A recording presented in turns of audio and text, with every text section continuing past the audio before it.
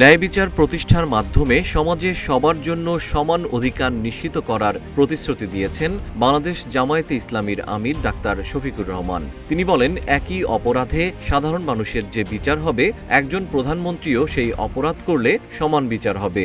এমন বিচার ব্যবস্থা কায়েম করলে শতকরা 90% অপরাধ কমে যাবে বলেও আশাবাদ ব্যক্ত করেন জামায়াতের আমির। 24 জানুয়ারি বিকেলে সিরাজগঞ্জ জেলা জামায়াতের আয়োজনে ইসলামিয়া সরকারি কলেজ মাঠে আয়োজিত জনসভায় প্রধান অতিথির বক্তব্যে তিনি এসব কথা বলেন।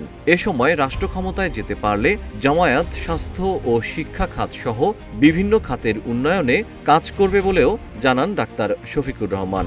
গণভোটে হ্যাঁ ভোট দেওয়ার বিষয়ে সবাইকে উৎসাহিত করেন জামায়াতের আমির। সরকার গঠন করতে পারলে ওসমান হাদি ও 24-এর গণ অভ্যুত্থানের শহীদদের বিচার করার প্রতিশ্রুতি দেন তিনি। জিএম শিহাব, রূপালী বাংলাদেশ।